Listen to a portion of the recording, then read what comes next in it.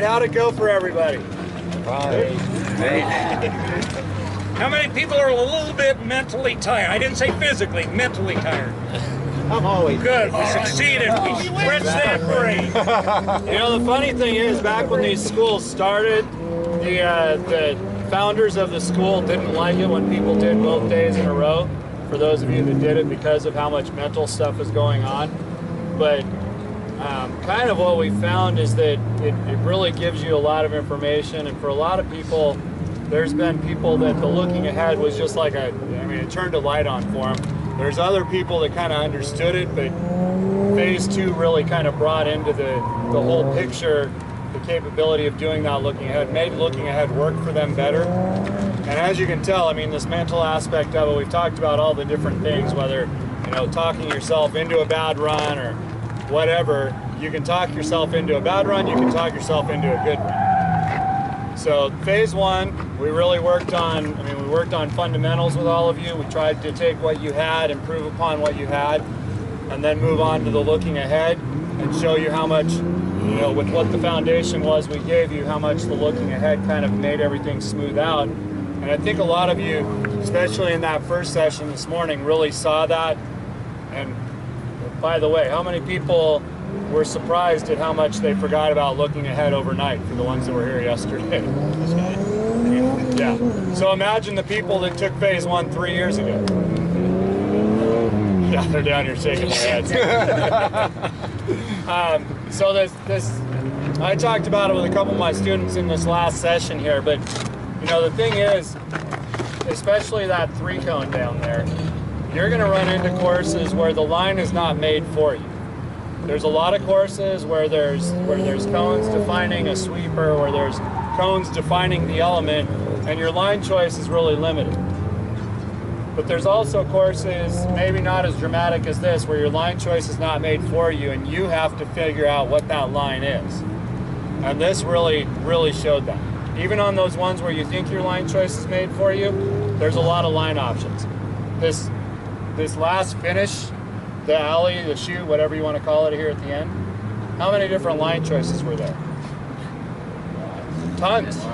If you didn't use all that room to the left, you lost speed not only at the entrance but also at the exit, right? So the line choices are really important, but it all comes back to the course walk. And that 3-cone down there, you know, we made it really tough on you because we didn't ever let you walk, especially that direction. We never let you physically walk it. Use the walks, looking ahead, figuring out where you need to be, and then as you're walking, I mean, when you're driving at speed, it's a lot harder to change the trajectory of where you're going. But when you're walking, you know, if you went through that 6-pack and you took a right-hand turn and then you looked out, you'd be like, what the heck am I doing? You can walk out and figure it out there. Whereas during these final 3, you basically had to drive it and go, well, that wasn't right, and try to fix it on the second, maybe get a little better, and then try to fix it on the third.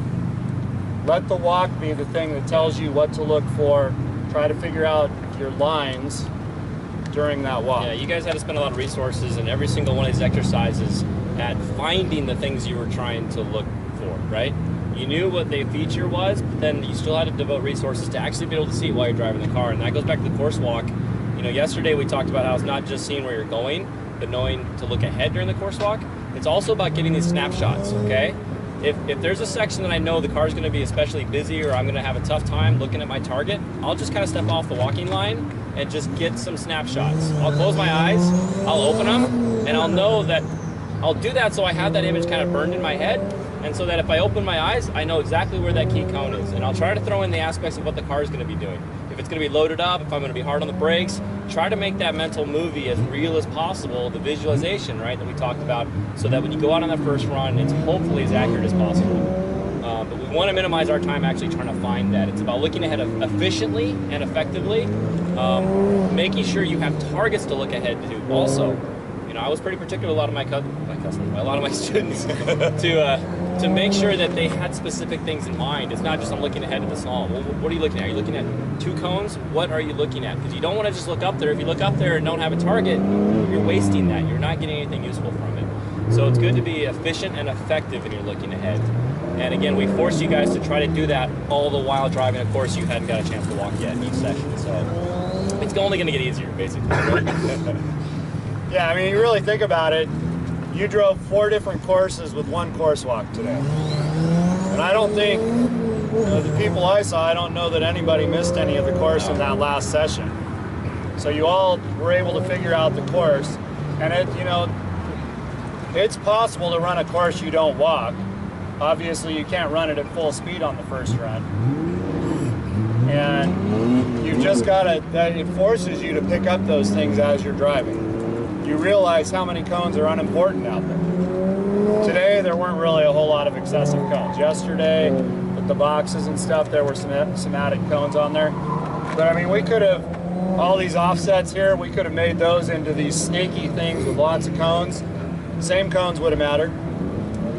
It's easy to lose the backsides, have those backsides are the key cones camouflage. So it's important to pick up which cones matter and how to set up and execute to make sure you're on the backside and be early on them. I think the other thing is again, everybody needs to remember this is a lot of runs and a lot of work that we went through. And you didn't walk that last course either. You had to run it. It was longer than the other.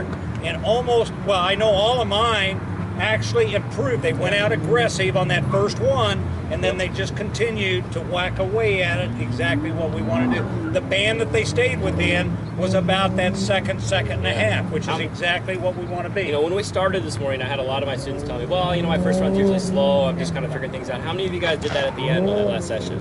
I didn't see anybody. You had a plan already when you went out there on that first run. It may not have been 100% accurate. You may have had to make some adjustments to it, right? But you still went out and pushed hard on that first run, and that's so important in solo to be able to go out and be aggressive right out of the box and not throw a run away.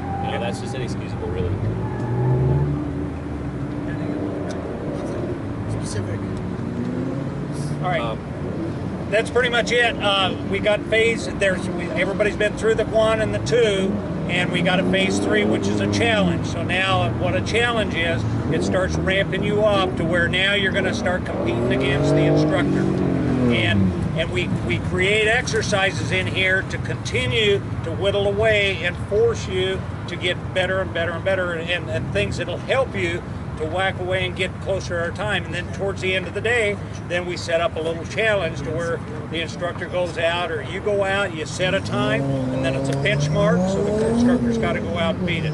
If he doesn't beat it, and I've taken cars and I haven't beat their first time, so I've had to take a couple runs in the car. I go out, I whack away at their time, I beat it, then they got to get back to the seat. So, and then we got a couple exercises thrown in there also to where you really make sure you have no choice. You got to keep your eyes way ahead of where you're actually at. So it's just good if it's something that the group would be interested in doing. Be sure to check with your region, and I'm sure we could do one of those challenge courses here. We did that. Oh, there it is. Yeah. So for those that were here yesterday, I talked about it in our wrap-up meeting then, and I'll talk about it again. Absolutely take the time to write down the things you learned today, yesterday, whatever. Make sure that while it's fresh in your mind, you write it down, put it in your phone notes, whatever it is. Make sure that it's handy, so next time you come to an event, you can look at that and remember